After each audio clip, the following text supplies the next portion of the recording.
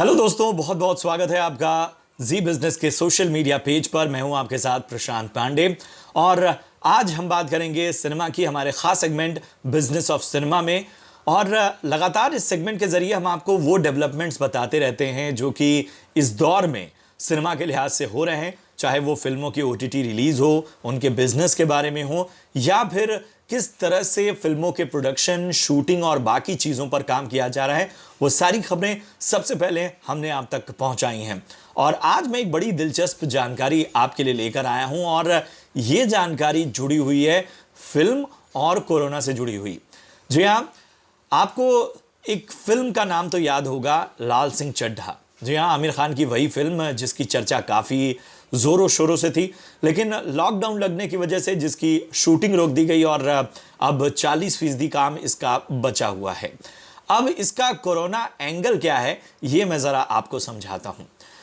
लाल सिंह चड्ढा की फिल्मिंग जारी थी और एक बहुत ही नपी-तुली स्क्रिप्ट जो है उसके हिसाब से फिल्म की शूटिंग हुई और अब 40% जब शूटिंग बाकी है तो खबरें ये आ रही हैं कि मेकर्स ने ये फैसला किया है कि इस फिल्म में अब कोरोना का एंगल भी जोड़ा जाएगा, यानी कि फिल्म की कहानी में कोरोना क्राइसिस को भी दिखाया जाएगा जो कि मौजूदा दौर में घटी है।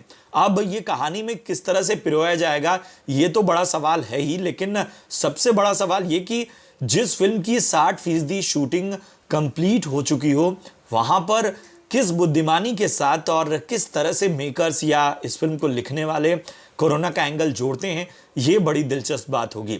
अगर फिल्म की बात करें तो ये हॉलीवुड फिल्म जो कि 1994 यानी 1994 में आई थी, फॉरेस्ट गंप, उसकी ऑफिशियली हिंदी रीमेक है और उस हॉलीवुड फिल्म में टॉम हैंक्स ने मुख्य किरदार निभाया था, जो किरदार आमिर खान इसके देसी एडाप्टेशन में निभाएंगे। आपने पिछले दिनों जब इसका फर्स्ट लुक सामने आया था तो देखा था आमिर किस तरह से सरदार के रोल में नजर आए थे। 54 साल के आसपास का किरदार उनका दिखाया गया था। हालांकि फॉरेस्ट गंप जब आई और अब तक उसका असर कायम है, लोग बहुत ही एक तरह से मास्टरपीस के तौर पर इस फिल्म को देखते हैं। फॉरेस्ट गंप की अगर मैं बात करूं तो ये फिल्म ओरिजिनली जो थी वो 1986 में एक उपन्यास आया था इसी नाम से, फॉरेस्ट गंप नाम से, उस पे आधारित ये फिल्म थी जो कि 1994 में बनाई गई थी और 23 जून को सबसे पहले लॉस एंजल्स में ये रिलीज हुई थी और उसके बाद पूरी दुनिया में 6 जुलाई को इस फिल्म का प्रदर्शन हुआ था। और अब इसका जो देसी एडाप्टेशन है वो लिखा है अतुल कुलकर्णी ने। अतुल कुलकर्णी वही हैं जिन्हें आपने बहुत सी ज़बरदस्त फिल्मों में देखा है और ख़ास तौर पे उनके किरदार रंग दे बसंती में उनका जो किरदार था उससे काफ़ी वाहवाही मिली थी और हिंदी और मराठी फिल्मों में वो जाना पहचाना नाम है, बहुत ही ज़बरदस्त काम करते हैं। उन्होंने फॉरेस्ट गंप का देसी एडेप्टेशन लिखा है, यानी बतौर राइटर ये उनकी बहुत ही महत्वपूर्ण फिल्म है। इस फिल्म को डायरेक्ट किया है अद्वैत चंदन ने, वही अद्वैत चंदन जिन्होंने इससे पहले सीक्रेट सुपरस्टार जैसी बड़ी ही बेमिसाल फिल्म बनाई है। तो जो टीम है वो बहुत ही ज़बरदस्त है। अब देखना होगा कि ये फिल्म किस तरह से इस कहानी को आगे लेके बढ़ती है। जो मेरी जानकारी उसके मुताबिक फॉरेस्ट गंप की इस रीमेक यानी लाल सिंह चड्ढा में विभाजन और विभाजन के बाद की कुछ कहानियां दर्शाई गई हैं। बदलते भारत की तस्वीर आपको उसमें नज़र आएगी जो इस किरदार के साथ जुड़ी नज़र आएगी। और यही वजह है कि अब मेकर्स ये डिसाइड कर पा रहे हैं कि जब हम एक यात्रा दिखा रहे हैं तो हो सकता है कि उसमें कोरोना क्राइसिस की कहानी भी जोड़ी जा सकती है। लेकिन अभी भी हमें बहुत ज़्यादा आधिकारिक जानकारी का इंतज़ार है, लेकिन सूत्रों से ये खबर मिल रही है कि कोरोना क्राइसिस का एंगल भी हमें नज़र आ सकता है लाल सिंह चड्ढा में।